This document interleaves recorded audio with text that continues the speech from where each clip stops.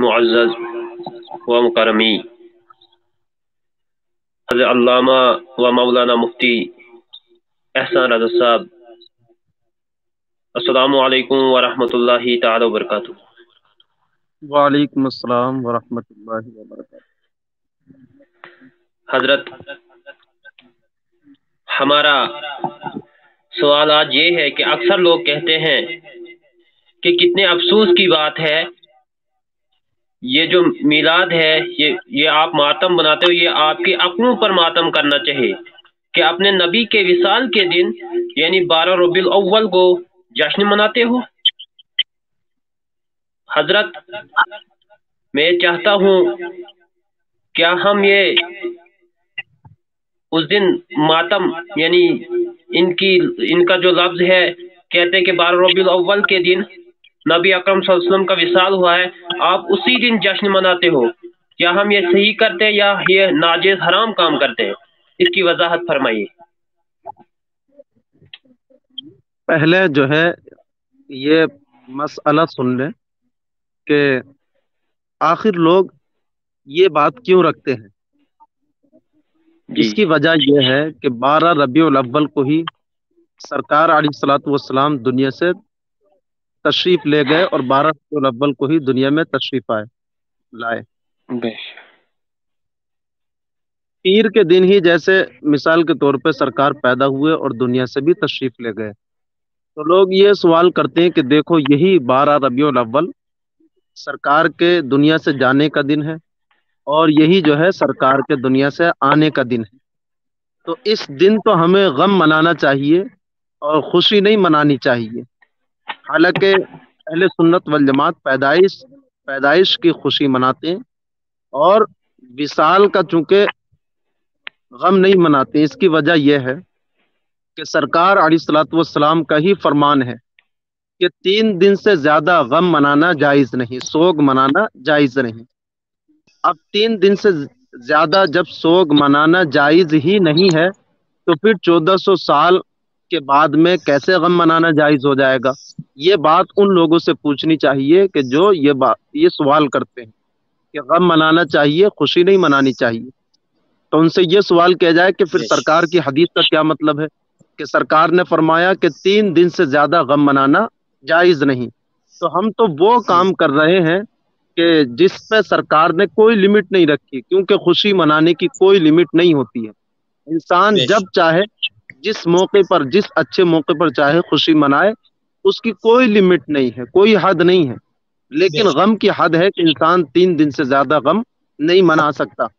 تو اس لیے اہل سنت والجماعت 12 ربیع الاول کو خوشی مناتے ہیں، اور غم چونکہ ہمارے نزدیک جائز ہی نہیں ہے، سرکار علیہ الصلوۃ والسلام نے ہمیں منع فرمایا، اس لیے ہم غم نہیں مناتے۔ ہاں، جنہیں لگتا ہے کہ غم منانا چاہیے تو وہ غم منا لیں، اس لیے کہ سرکار علیہ الصلوۃ والسلام کی پیدائش پر پوری کائنات خوش تھی، ذرہ ذرہ خوش تھا، زمین و آسمان خوش تھے، جنت خوش تھی، حوران بہشت خوش تھی، اللہ رب العزت خوش تھا، فرشتے خوش تھے، ہر چیز خوشی منا رہی تھی۔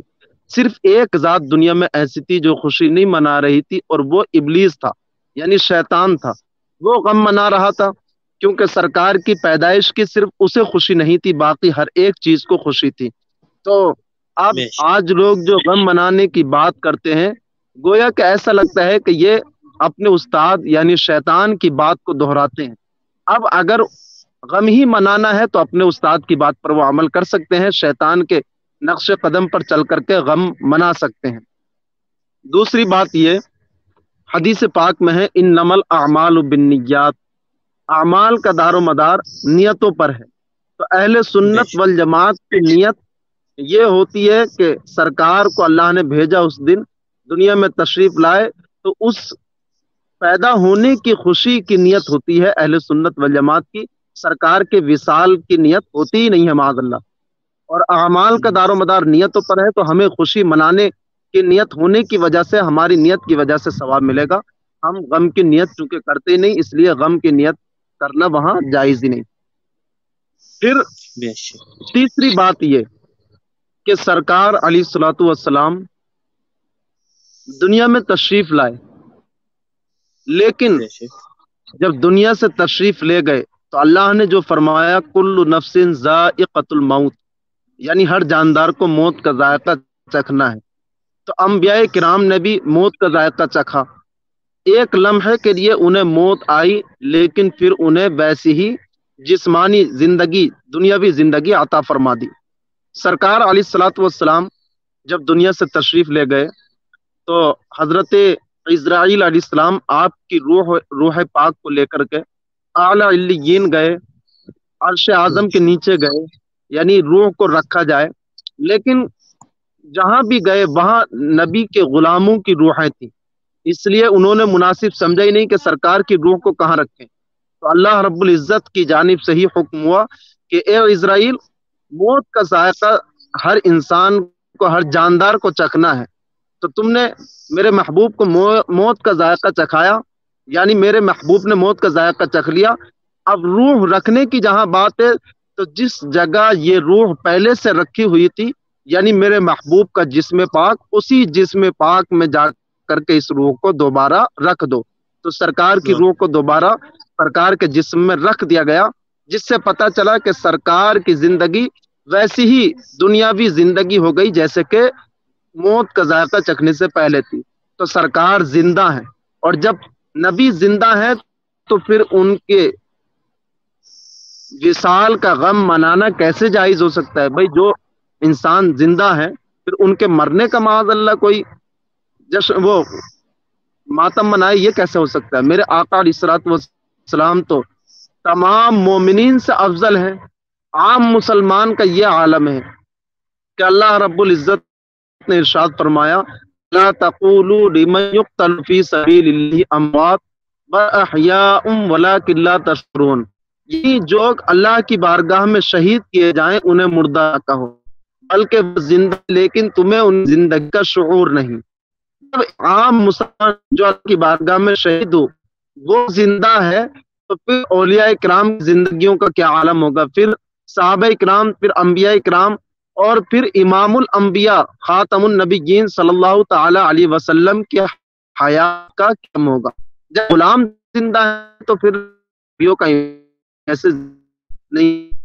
سلام جو زندہ اہل سنت و جماعت کا متفق عقیدہ ہے، اس لیے ہم زندوں کا غم نہیں مناتے، ہم زندوں کے آنے کی خوشیاں مناتے ہیں، اور الحمدللہ قیامت تک ہم اپنے پیارے حبیب علیہ الصلوۃ والسلام کے آنے کی خوشی مناتے رہیں گے۔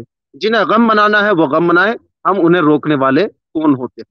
واللہ تعالی اعلم بالصواب۔ حضرت کی بارگاہ میں عرض یہ ہے، کیا ہم اور ایک سوال کر سکتے ہیں؟ بس رہنے دیں ہم۔ جزاکم اللہ خیرہ، میں آپ کا بہت بہت شکر گزار ہوں، اور میں یہ کہنا چاہتا ہوں تمام سامعین کو کہ آپ ہمارے ساتھ بنتے رہیں غوث اسرار ساؤنڈ سسٹم پر۔